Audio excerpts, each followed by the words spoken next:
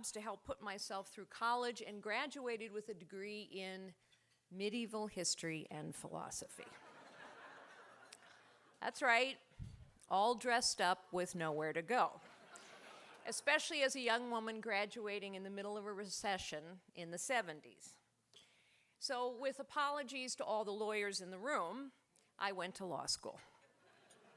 I hated it and quit after one semester. To earn a living, I became a secretary, because one thing I could do really well was type. I was happy to have a job and no idea what to do with my future. That first job was my introduction to business. And like all jobs, I learned things that would help me later. Frank and I have felt very blessed in our lives. But like most other families, we also have had our share of struggle and tragedy. I am a cancer survivor, and the battle for the entire family was long and hard. We lost our younger daughter several years ago. We know and have been sustained by the power of our Christian faith and the strength of our family. Today, we live near our daughter and son-in-law. We have 2 granddaughters.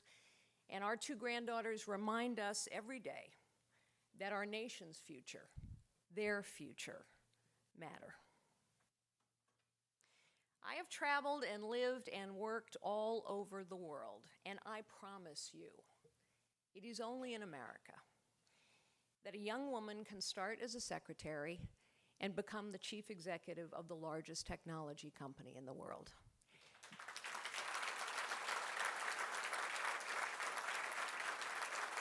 That is only possible. That is only possible to this day in America. It is possible because our great nation was founded on a visionary idea that everyone has potential and that everyone has the right to fulfill their potential. In America, our founders said, it doesn't matter who you are, or where you come from, or what your last name is, or what you look like. You have potential, and you have the right to fulfill your potential and to build a good life for yourself and your family. Of course, we've had to work hard throughout our nation's history to ensure that that visionary idea applied to everyone. And so we abolished slavery and gave African Americans the right to vote. And then finally, women achieved the right to vote. We became the greatest nation on the face of the earth and throughout all history, because all kinds of people with all kinds of dreams from all kinds of places decided they could fulfill their potential here. Americans could do so because the visionary idea of human potential was coupled with the economic principle of free markets. That is, markets where every participant is of equal importance and stature, free markets where people can collaborate or compete voluntarily, come together in order to create jobs, prosperity, and better lives. And so we became the wealthiest and most powerful nation of all time. Our nation's economic engine, fueled by the sweat and toil and dreams of hardworking Americans who were free to fulfill their potential and do extraordinary things, has made the entire world better. It is no accident that more people have been lifted out of poverty around the world in the 200+ years of our nation's existence than at any other time in the long course of human history. The very presence and example and power of our great nation on the earth has made the world a better place for millions and millions of people.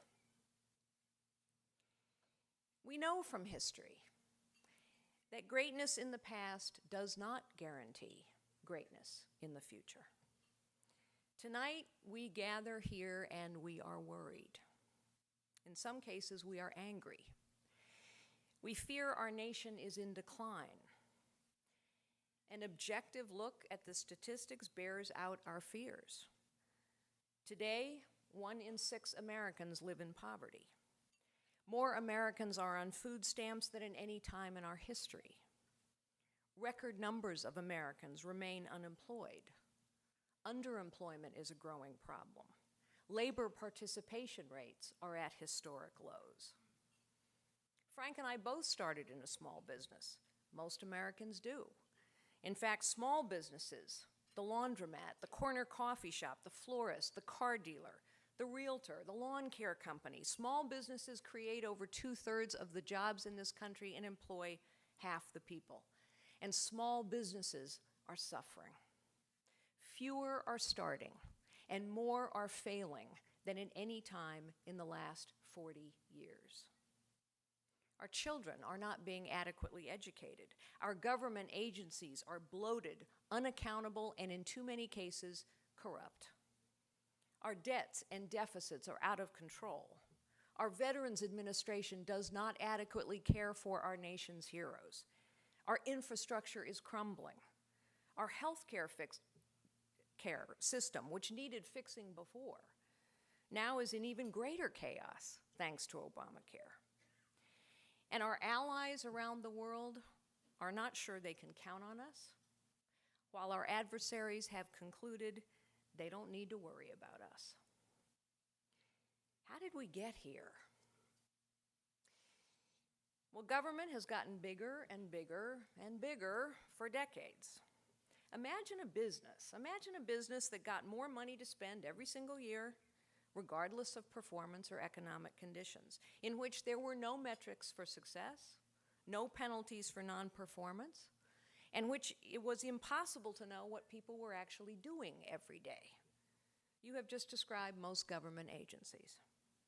The truth is, we don't have a clue how our money is being spent, but we do know that the Obama administration is doing something.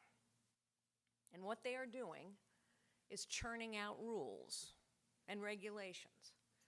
Our tax codes and regulations are now so complex that only an army of lawyers and lobbyists and accountants can understand them.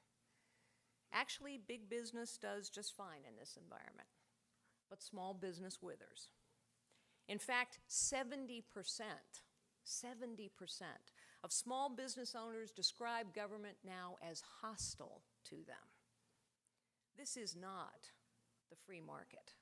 This is crony capitalism.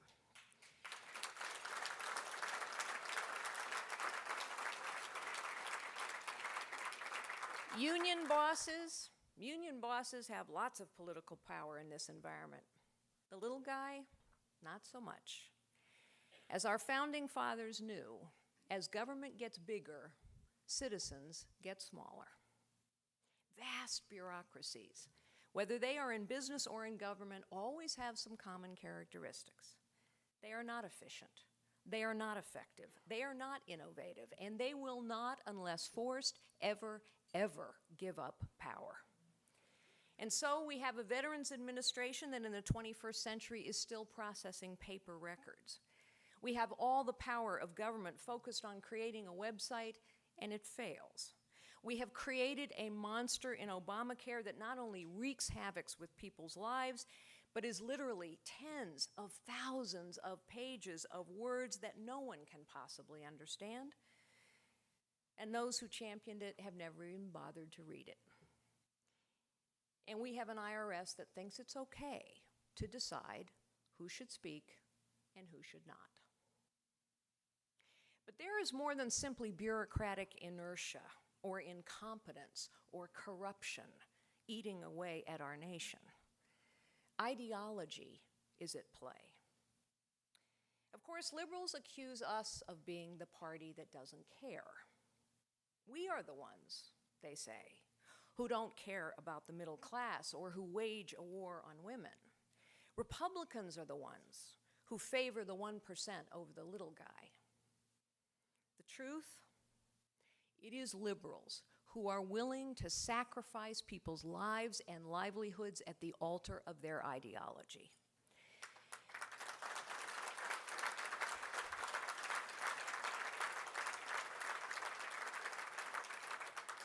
Do you want a few examples?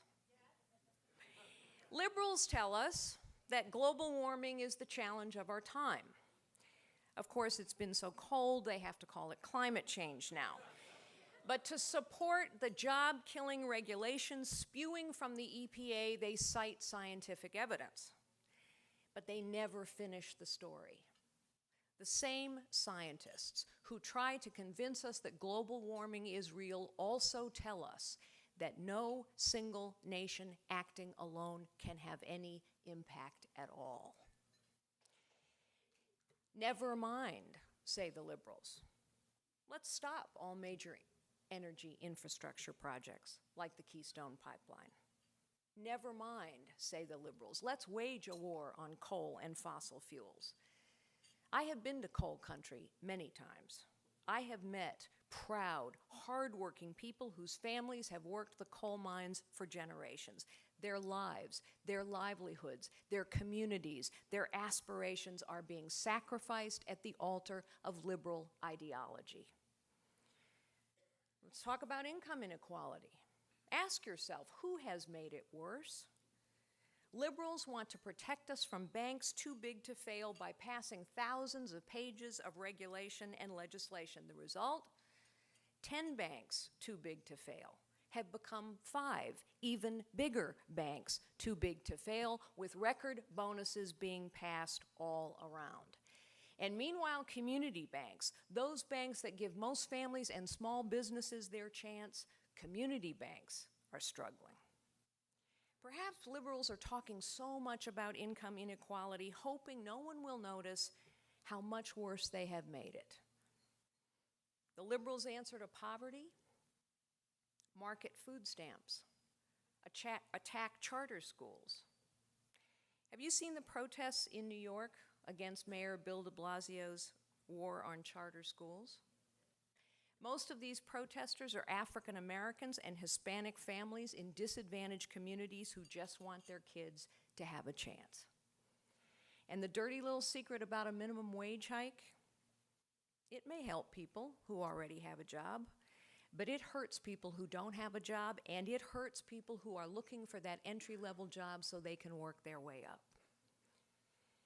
And then, of course, there is the Democrats' favorite line these days. We are waging a war on women.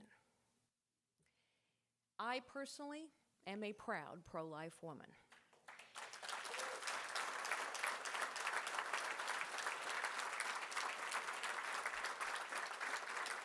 Like so many of the young men and women who are pro-life today, I believe science is proving us right every day.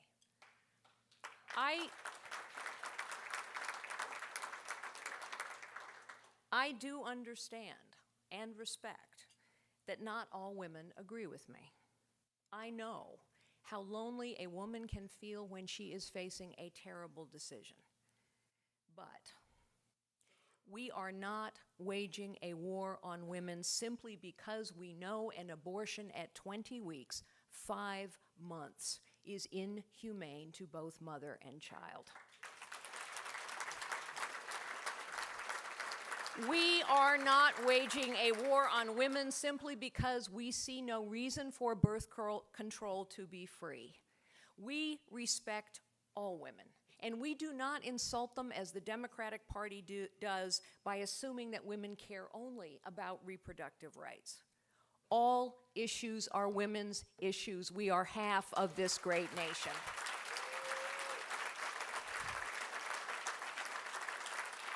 We balance the checkbooks. We make the healthcare and education decisions for our families. We worry about our jobs or our husbands' jobs and our children's futures. Like so many of you here and around the country, I am conservative. What are our ideals? What are our values? Our empathy for others causes us to recognize that any one of us can fall upon tough times. We know that any one of us may need a helping hand, and so we give generously to those in need. Ask the poor what they need.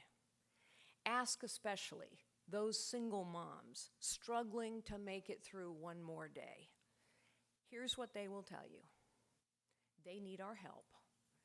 And while we know that God gave them dignity and respect, they also need those things from us. And they need and deserve a job.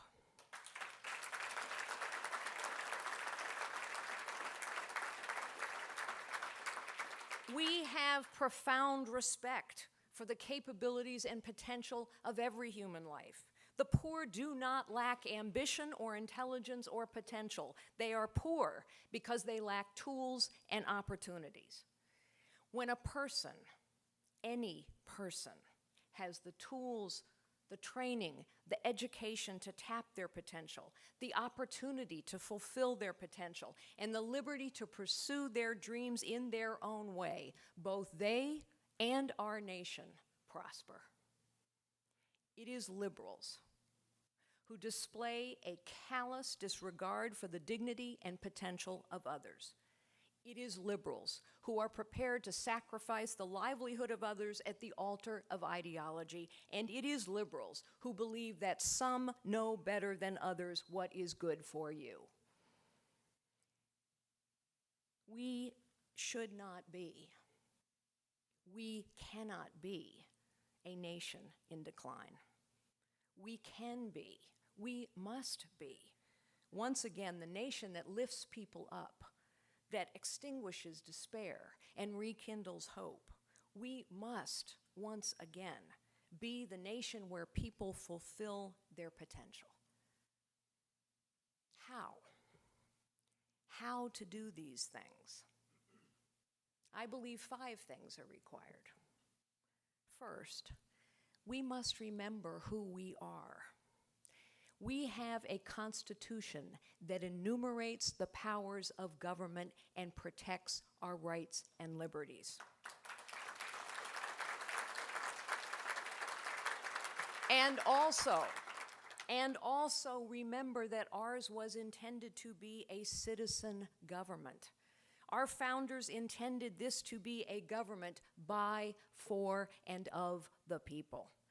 That means everyone must be involved in politics. Whether we walk the wards and the precincts, or man the phone banks, or lift our voices, or support candidates, or run for office ourselves. We cannot leave politics to the professional politicians. In fact, for most of our nation's history, we didn't even have professional politicians. People routinely left private life to be of public service and once again returned to private life. There are many honorable and competent people who have been in public service their entire careers.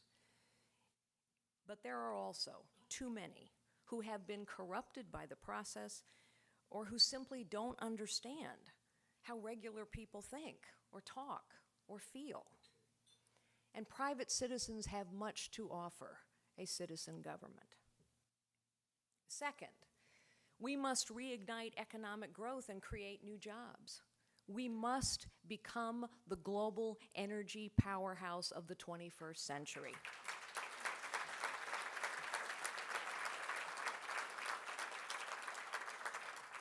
We must support the creation and the success of small and new businesses by radically simplifying the tax code, systematically hacking through the thicket of regulation that has grown up over decades, and restoring the health of the community banking system. We must compete vigorously for every job by creating an environment where business knows it is welcomed and valued, not demonized.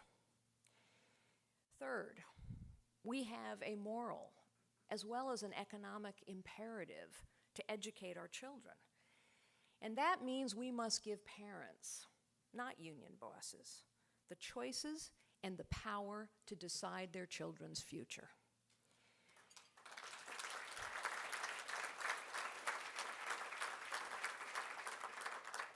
Homeschooling, vouchers, charters, tax credit, community colleges, vocational training, we need it all. We must give parents the power to close underperforming schools, to decide who is serving their children and who is not. And we need to support those great teachers and administrators who are fighting every day to apply their skills and creativity in the classroom. Fourth, we must fundamentally reform and reduce the federal government. We should push as much accountability and as many programs to the states as possible. We must have real congressional oversight on the federal budget by demanding that every federal agency conduct a zero-based budgeting review every 2 years. We should pass a balanced budget amendment.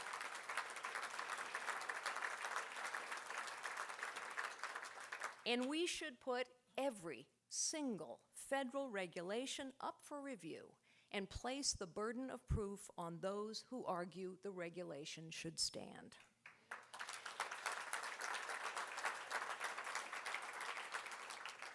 And finally, we must reassert American leadership. That doesn't mean going to war. It means speaking with clarity and moral authority.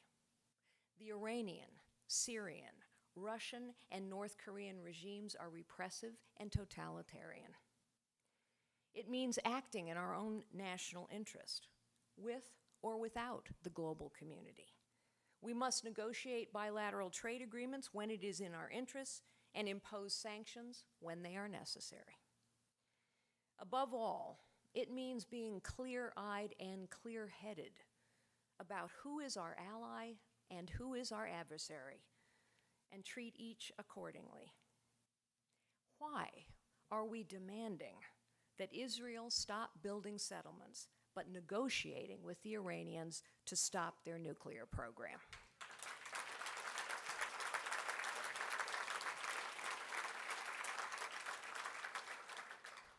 Our nation was founded on a visionary idea that everyone has potential and that everyone has the right to fulfill their potential and build a good life. People frequently ask me, what is leadership? Clearly, Obama is no leader.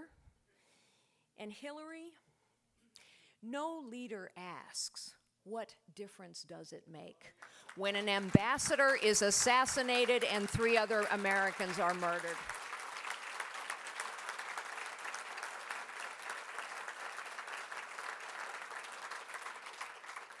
Some people think leadership is about position, title, power. Leadership isn't about any of these things. Leadership is about unlocking potential in others. Leadership is about changing the order of things. The highest calling of our nation and our leadership is to unlock the potential in others so they can live the best life they can. The highest calling of leadership and of our nation is to change the order of things. It is time. It is time to declare without apology or equivocation that this is the greatest nation the world has ever known.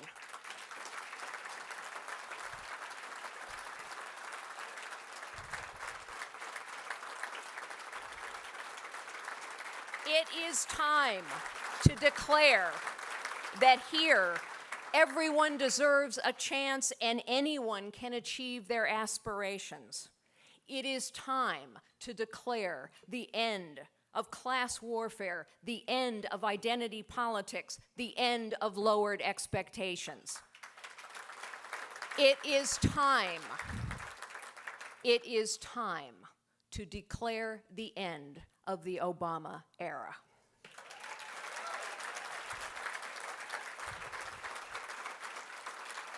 Let us together change the order of things.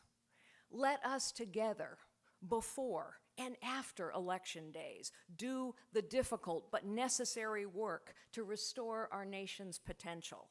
Let us together lead our nation to fulfill our potential. Let us together rise to meet our destiny and be the nation we know we must be. Thank you, and may God continue to bless the United States of America. Thank you so much. Thank you. Thank you very much. Thank you.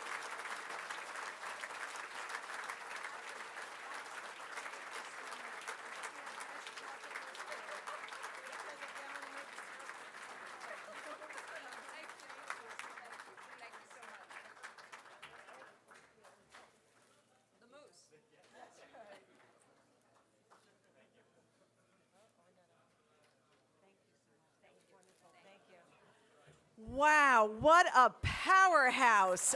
Thank you. That was awesome. Thank you so much, Carly.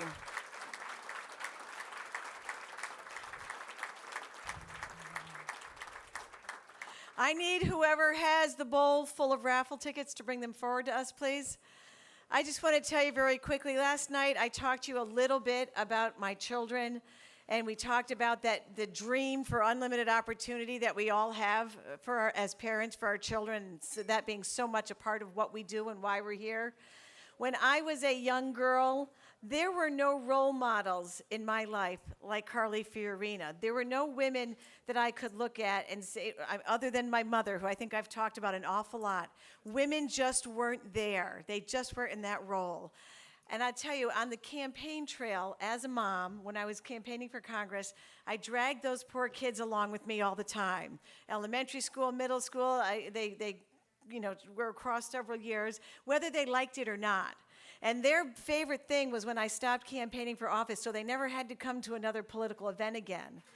I can't tell you how cool it is for me that tonight, my 21-year-old son, who is studying business, said, "May I please come to this political event so I can hear the most powerful woman in America tell me the story of her success." Awesome. Awesome. Cool. Thank you so much, Carly. We're so pleased to have you here. That was just wonderful. Thank you so much. And thank you for setting such a great example for all of America's young people, that they can achieve anything they want, that opportunity is unlimited, boy or girl. I just appreciate it so much. Thank you. We need somebody to come up, Mark Stein, right here, and pull a ticket out of our... You thought you were done.